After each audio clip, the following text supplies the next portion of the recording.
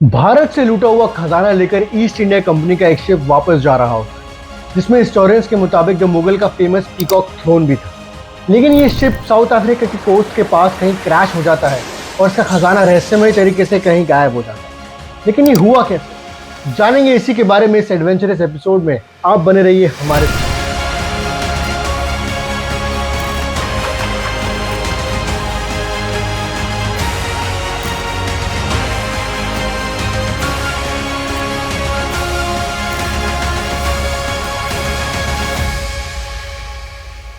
The governors नाम का east India company ship मार्च 1782 को मद्रास से सेल करना शुरू करता है और कुछ हफ्तों की सेलिंग के बाद सिलोन श्रीलंका में आकर डॉक करता है। 13 जून की सुबह कैप्टन जॉन कॉक्सन की कमांड के अंदर ये शिप सिलोन से निकलता है और इंग्लैंड की तरफ सेल करना शुरू करता है।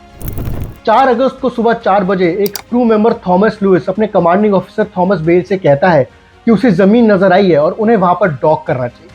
लेकिन उसकी ये प्ली ये कहते हुए रिजेक्ट कर दी जाती है कि जमीन उसकी लोकेशन से करीब 200 मील यानी कि 350 किलोमीटर दूर। कुछ देर बाद एक और क्रू मेंबर बहुत घबराया हुआ कैप्टन के पास आता है और उन्हें कहता है कि वे तुरंत डेक पर आए। जब कैप्टन डेक पर पहुंचता है तो वो देखता है कि शिप गलत डायरेक्शन में जा रही है और वो क्रैश कर जाए। वो शिप को घुमाने की बहुत कोशिश करता है लेकिन उसकी सारी कोशिशें फेल हो जाती और शिप साउथ अफ्रीका के पोंडलन कोस्ट के पास के रॉक्स में जाकर क्रैश हो जाती है।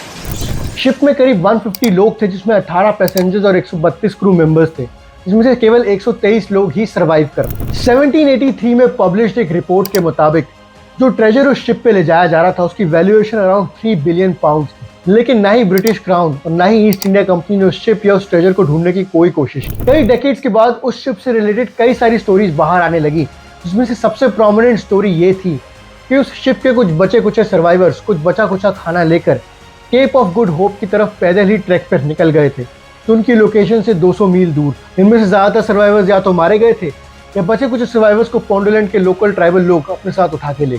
1880 में सिडनी टर्नर नामक एक सेलर को शिप का कुछ मलबा मिला और उसे वहां पे कुछ गोल्ड की मोहरें भी मिली। इसके बाद ये कहानी बहुत फैलने लगी कि उस शिप पे हजारों ऐसी गोल्ड की मोहरें थी जिनकी वैल्यूएशन बिलियंस में थी और उसके बाद कई सारे ट्रेजर हंट्स उस शिप को लेकर स्टार्ट हो गए। 1921 में मार्टिन और डेविड वेबस्टर ने एक सिंडिकेट का फॉर्मेशन किया उस शिप के ट्रेजर को ढूंढने के लिए। यहाँ तक कि उन्होंने शिप के कैप्टन के लॉग को भी पब्लिश कर दिया जिसमें ट्रेजर की पूरी डिटेल्स दी गई। इन डिटेल्स के मुताबिक ट्रेजर में 19 ऐसे प्रेशियस बॉक्स थे जिनकी वैल्यूएशन अराउंड 5,17,000 पाउंड की, 720 गोल्ड बार्स थे जिनकी वैल्यूएशन अराउंड 4,20,000 पाउंड की, 1450 सिल्वर बार्स और कॉइन्स थे जिनकी वैल्यूएशन अराउंड 7,17,000 पाउंड। इस ट्रेजर की टोटल वैल्यूएशन 17,14,710 पाउंड की थी, जो अगर इंडियन रुपीस में कन्वर्ट करें तो बैठता है 18 करोड़ रुपए। 1984 में आर्थर कॉनन डॉयल नामक एक आदमी के द्वारा पब्लिश करी रिपोर्ट में ये बताया गया था कि गवर्नर्स नामक शिप पे कैरी करने वाले ट्रेजर में दिल्ली से लूटा हुआ खजाना भी था।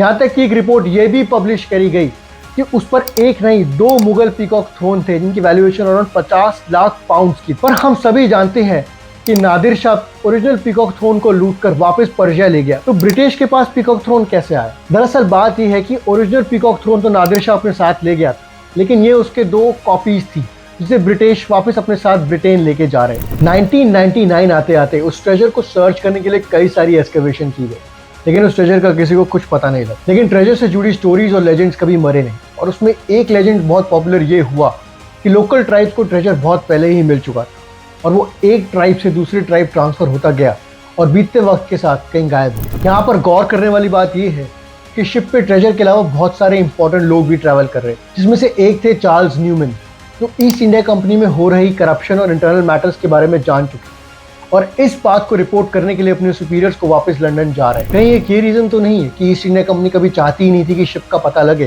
ताकि उनके डर्टी सीक्रेट्स कभी बाहर ना। खैर, रीजन चाहे जो भी हो, इंडियन से लूटा हुआ वो बिलियंस का खजाना कहाँ गायब हो गया ये किसी को नहीं पता, और अगर वो किसी को मिला भी तो वो कहाँ गया ये एक राज बन के रह गया। आप लोगों को क्या लगता है कि वो ट्रेजर कहाँ गया होगा? अगर आपको वो ट्रेजर मिल जाए तो आप उस ट्रेजर का क्या करेंगे? क्या आप उस ट्रेजर को खोजना चाहेंगे? अपने थॉट्स हमें नीचे कमेंट करके बताएं और ऐसे और अमेजिंग स्टोरीज को जानने के लिए इस चैनल को सब्सक्राइब करना ना भूलें।